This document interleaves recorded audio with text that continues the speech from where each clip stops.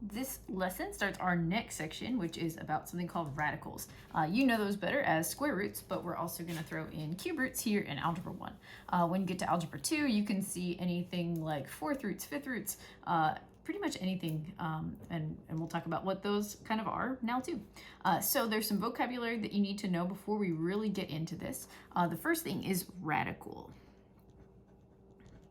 That's just the official name for this symbol right here. Because we're going to start working with both square roots and cube roots, we just can't call it a square root anymore because that name isn't necessarily going to apply. So that symbol itself is called the radical.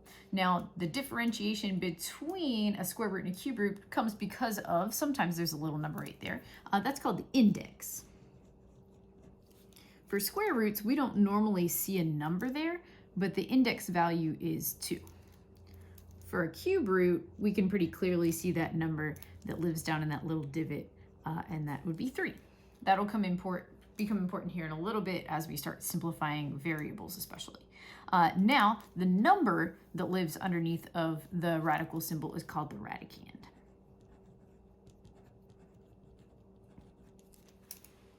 All right, so we're going to start with simplifying just square roots. We're going to start with only numbers. Eventually, later here, we're going to move into the variables and then start putting both of these things together.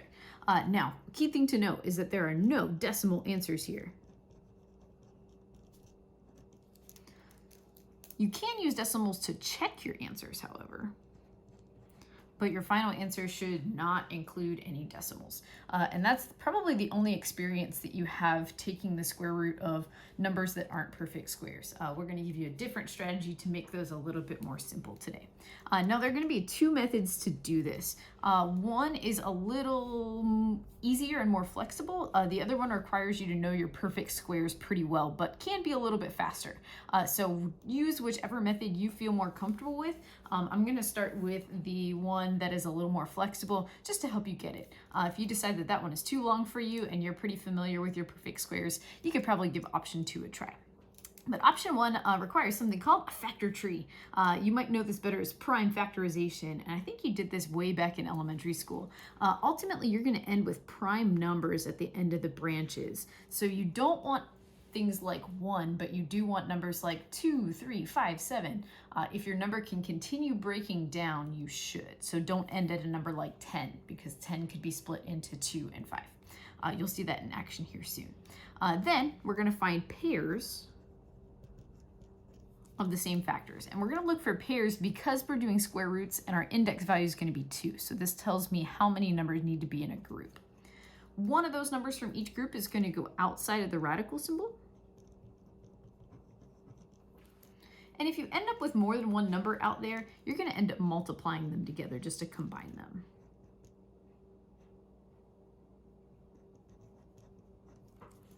If you have any numbers that don't have a pair, those are going to end up staying underneath the radical symbol. And similarly, if you end up with more than one number under there, you're also going to multiply those together.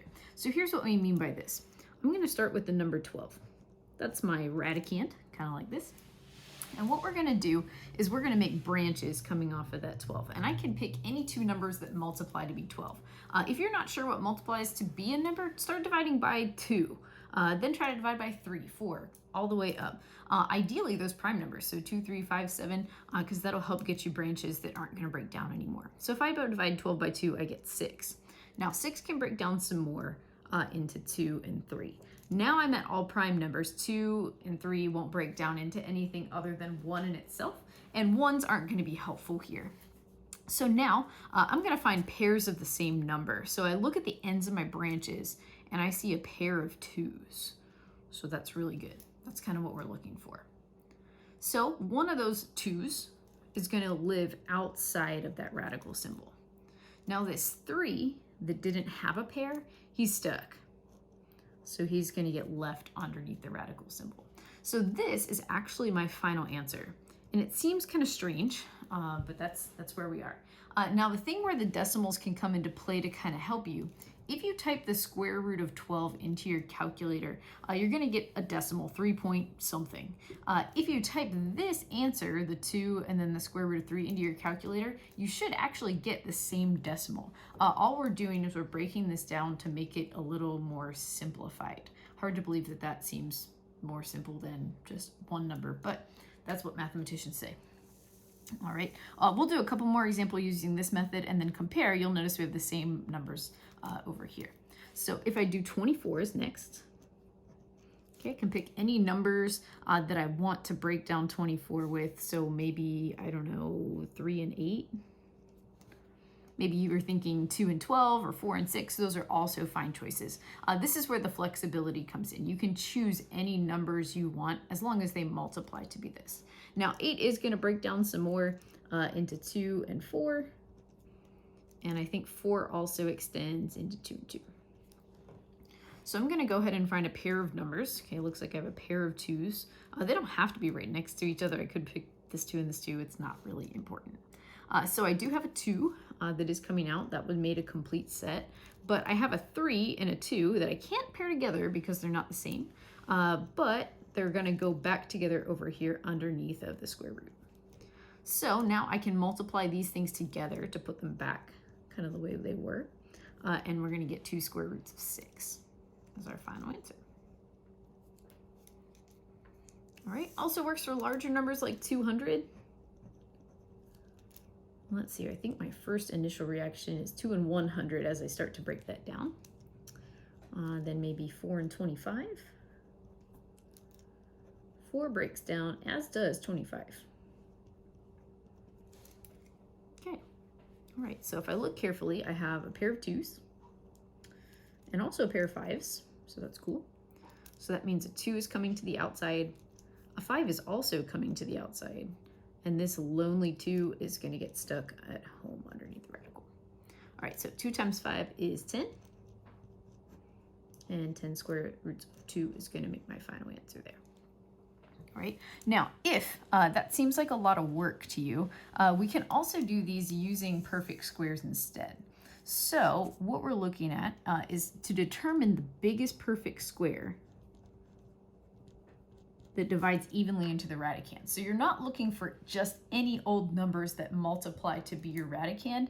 You need one of those numbers to be a perfect square, and then the other number can be whatever makes it work. However, you do need to choose the biggest perfect square. If you choose something that still works, like maybe the biggest perfect square is 16, 4 would also work, because remember 4 also goes into 16. But if you choose 4 instead of 16, your answer won't be in simplest form. So picking the biggest perfect square that divides evenly is important. So what we're going to do is we're going to take the square root of that perfect square. That's going to end up going outside of the radical. That other number that you chose, or that you needed to have, is going to end up staying under the radical. So if I think about 12 again, 2 and 6 won't work because neither 2 nor 6 are a perfect square. But I know that 4 times 3 works. So I can rewrite 12 as 4 times 3, 4 being the perfect square chunk, and I almost always put that one in the front. And then 3 being the other number that just turns that into 12 for me. So what I think about now is the square root of 4. The square root of 4 does make 2. If I try to square root that other chunk, if I try to square root 3, I get some sort of decimal. So what that tells me is this first half I'm allowed to do. I can do the square root of 4, and that will give me 2. The square root of 3, I'm not allowed to do because it gives me a decimal, so I have to keep that as part of my problem. Now you'll notice that we end up with the same answer right here. And if you think 2 times 2 is what makes that 4. So that 2 and 2 ends up being the 2 that comes on the outside on this method as well. So you can kind of see how they connect. It just kind of depends on which one makes more sense to you. So similar on 24, I have to be a little bit more strategic in the numbers that I pick. I can't choose 3 and 8 again because neither 3 nor 8 is a perfect square, but I can choose 4 and 6. 4 being the biggest perfect square that will divide evenly into 24. So if I think again, square root of 4 is still 2, but the square root of 6 is some sort of decimal. That means I can take a 2 out from my perfect square portion, and the 6, because it's a decimal, I'm not allowed to mess with. Again, making that same answer. Now 200 can be tricky using this method because there's actually several other perfect squares that will divide evenly into 200, but we ultimately want the largest. So although 4 works and would divide evenly into 200, and same thing with 25, 100 is actually the biggest perfect square that we need. So if I think about right here where I have 2 and 100, I can still use that combination. So 100 times 2 will make 200. The square root of 100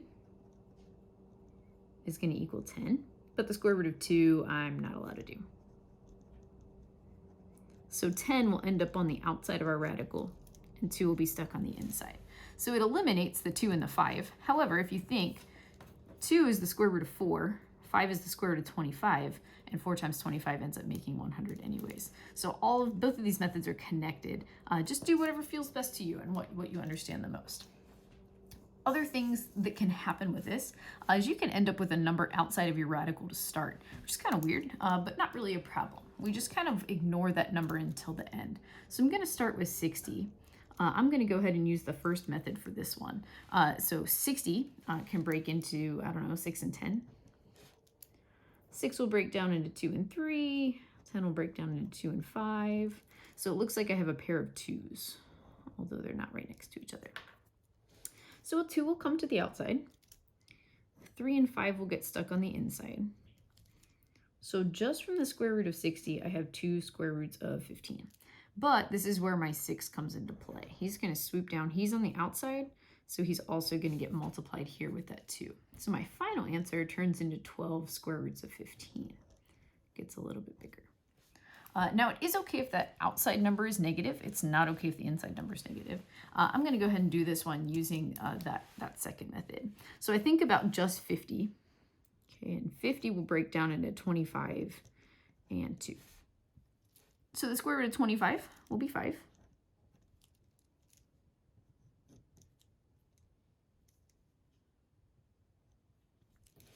All right, the 2 is stuck. And then last but not least, that negative 3 has to swoop down and get multiplied here. So I'll end up with negative 15 square roots of 2 as my final answer for that number. Okay, now because we are here in algebra and things aren't allowed to stay as easy as they are, we do have to make it a little bit more complicated by throwing in some variables. All right, so we'll look at those on their own. Now, rule number 1, do not square root an exponent. That's not a thing. However, we are going to get our last final kind of exponent rule, the only one that we really didn't do. But again, here there are also 2 methods, which is kind of interesting. All right, the first one is to almost treat it like we treated exponents and break it apart. So we're going to write our term without an exponent. Then we're going to find pairs. So this one's very similar to the factor tree kind of method. Does take a little bit more writing, but can be easier to understand. Now that number of pairs ends up being your exponent for the variable that ends up outside of your radical. Anything that doesn't have a pair is going to stay underneath the radical. So what that would look like is if I have x to the 9th, I would want to write that like having 9 x's. So then I'd be looking for pairs of x's. So think about what that really is. X and x would make x squared, which is a perfect square, which would reduce underneath of a square root. So it looks like I have 1, 2, 3, 4 pairs of x's. So that means I'm going to have an x to the 4th outside, 4 coming from the number of pairs that I have. I did have a single unpaired x, and that unpaired x is going to end up staying underneath of the square root. So that makes x to the 4th square root of x as our final answer for this one. X to the 6th is a little bit different. Still going to write out my 6 x's, and I'm still looking for pairs. So if I find groups of 2, it turns out I actually don't have any left over, which is pretty nice. It just means that x to the 3rd, 3 coming from the number of groups that I had, is actually the final answer. I don't have anything left underneath the square root to finish off. Now this method can be pretty easy. It's easy to count groups and find pairs of x's. Where it gets a little tedious is when you start getting into bigger exponents like 21. You do need to write out 21 x's, which I did ahead of time just to save time to make this video a little bit shorter. No one wants to watch me write out 21 x's. But then I would still find pairs. So I'm looking for pairs of x's.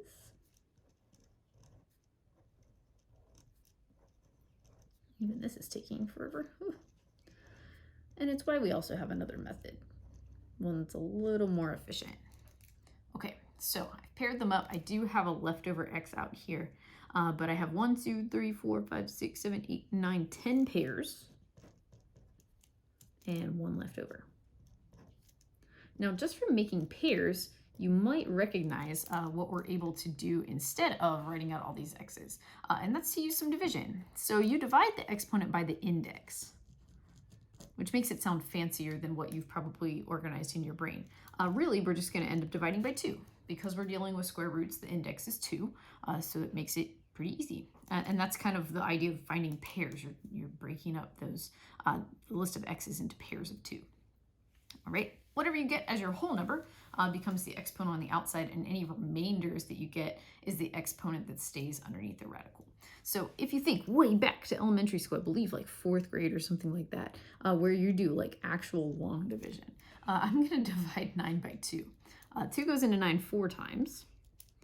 4 times 2 makes 8, and that gives me a remainder of 1. So take a look at how we build our answer from here. This number here, the 4, becomes the exponent on the outside. That's our whole number chunk. But our remainder becomes the exponent on the inside. So a remainder of 1. If you want to put the 1 there as a placeholder, you can, but it's not really necessary. So you'll notice again, we get the same answer. We're just figuring out how many groups of 2 are in 9, which is 4, with 1 left over. A similar deal here, if I divide 2 with 6, 2 goes into 6 3 times. But this one, you'll notice, has no remainder. So that just means I'm going to end up with x to the 3rd. You can kind of tell how much more efficient and fast this method is, especially once you get to these larger numbers. 2 goes into 21 10 times. 21 minus 20 is 1, and a remainder of 1. Now, dealing with square roots, the only remainder that you can have here is 1. If you get a remainder of anything higher than 1, it means you could take another group of 2 out, just to be aware. That'll come into play again whenever we do cube roots in the next lesson. So what we're going to do next is combine the numbers only section with the variables only section to look at simplifying square roots with both numbers and variables. So the strategies kind of stay the same. The only difference is in building your answer. So we're going to end up separating each piece. And we're going to end up simplifying using whatever strategies you preferred for numbers and whatever strategy you preferred for variables. Anything will get you to the right answer, as long as you do it correctly. Once you get little answers, we're going to combine those into one larger final answer. Okay, so I'm going to end up using a couple of different colors here just to try to make this a little easier to see what's happening. So I'm going to split this up into my number, okay, the square root of 45, and also my variable over here. We'll give it a little bit of space, x to the 7th.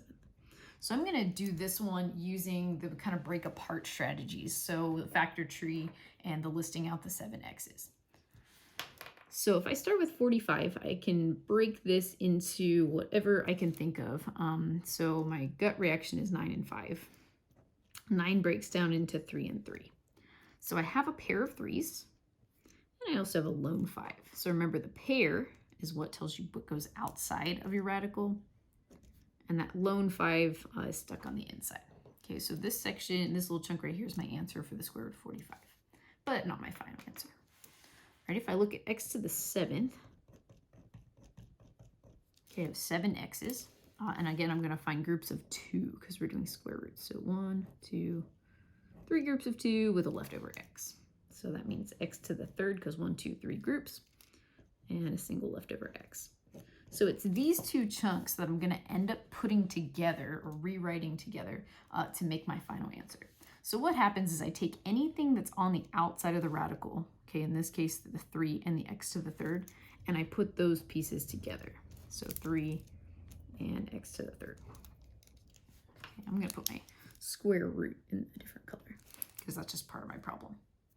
Right? Anything that's on the inside of your radical, okay, like the 5 and the x, those are also going to get written together. So once you've put it together as one big radical, that's what makes your final answer. Right? If I move on to the next example, I'm going to treat this one more like our kind of shorthand, more efficient method. So finding the perfect square and dividing our exponents. This one also has 3 pieces going on. So I have the square root of 128 to deal with. I have the square root of x to the 4th. And I also have the square root of y to the 7th. All right, let's start with the number. So the biggest perfect square that goes into 128 is actually 64. If you're not really sure, you can divide by things like your perfect square. So I could divide by 4, and 4 would work. I would end up getting 32. But then if I think about 32, 4 still goes into that. So I can keep thinking about what would work. It ends up being 64 and 2. So it might take a little bit of testing out. So I'm going to square root the piece that I can. The square root of 64 is 8.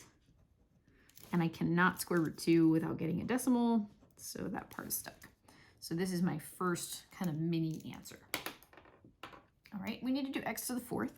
So I'm looking at 2 divided by 4, or 4 divided by 2, sorry, would make 2.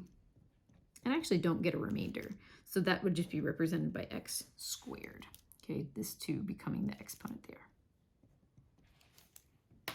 All right, for my third little mini answer here, we're going to end up dividing 7 by 2. So 2 goes into 7 3 times, with looks like a remainder of 1. So that means 3 is the exponent on the outside, 1 is the exponent on the inside. So these are the 3 things that I'm going to use to build my final answer. So on the outsides, I have 8, x squared, thinking ahead. And I do this all the time in class too. These are y's. Y to the 3rd. Our square root. 2 is on the inside. This x contributed nothing on the inside, which is fine. And then we have a plain y inside as well. And that makes this chunk my final answer.